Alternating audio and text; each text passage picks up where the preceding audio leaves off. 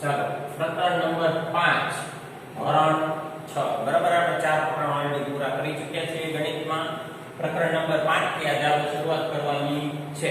તો કે ભાઈ પ્રકરણ નંબર 4 માં તમે આ ચાર શબ્દો વિશે જાણી ગયા છો. રેખાખંડ બરાબર છે, આને રેખાખંડ કહેવાય, આને રેખા કહેવાય, આને કિરણ કહેવાય, પછી આને વિકર્ણ કહેવાય અને આને દ્વિભાજક કહેવાય અથવા તો તમે લંબગોળ કહી શકો.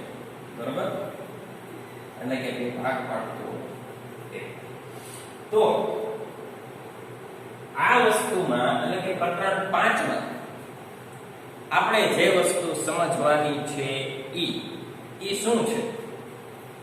તો ઈ વસ્તુ છે કે આ બધાના માપ. હવે માપ એટલે શું? તો કે તમારી પાસે આવું કંઈક છે એવું મેં સાંભળ્યું છે.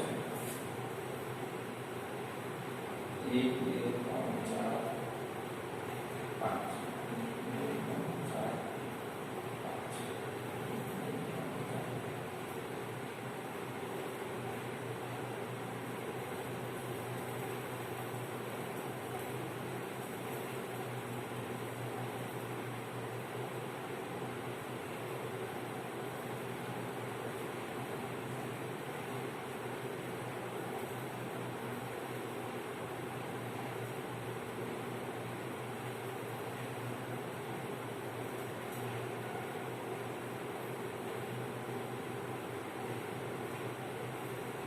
આવું કંઈક છે તમારી પાસે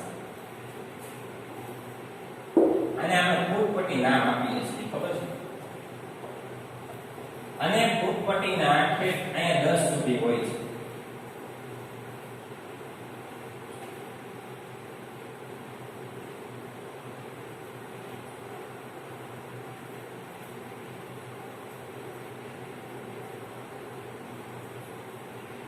બરાબર, અને અહીંયા ફૂટપટ્ટીની ઉપર છેલ્લે સેન્ટીમીટર એનો માપ આપેલું છે.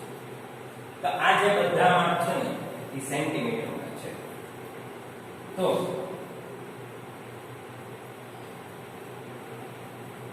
અડધો 1,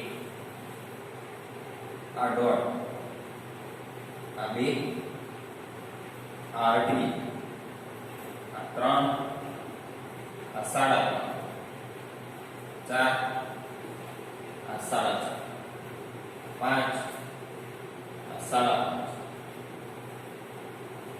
આ 6,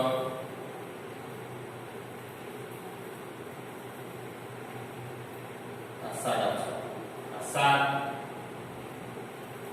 આ 7, આ 8, એવી રીતના 9, 9.5 અને 10.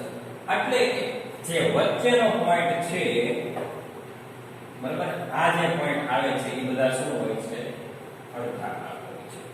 અડધો, 1 ડોટ, 2, 2.5, 3, 3.5, 4, 4.5, 5, 6.5, 6, 7, 8, 9. હવે આપણે ગણતરી કરવી કે કોઈને આપણને એમ કીધું હોય કે 1.2 સેમી નું રેખાખંડ દોરો, 1.2 સેમી, બરાબર છે? તો આપણે 0 થી લઈને માપ લેવાનું અને 1 સુધી જવાનું અને એની પછી 2 મીંડા લઈ લેવાનું. એટલે અહીંયા આપણું માપ કમ્પ્લીટ થાય. 1.3 કીધો હોય તો 1 મિનિટ વધારે, પછી 2.3 કીધો હોય તો આગળ, 2.4 કીધો હોય તો આગળ. એવી રીતના આ લેક્ચરમાં આપણે આની વિશે માહિતી મેળવવાની છે અને આ માપ ઉપરથી આપણે દાખલા ગણવાના છે અથવા તો થિયરી લખવાની રહેશે. બરાબર, ચાલો, થેન્ક યુ. અને 5.1 ની શરૂઆત આપણે આવતા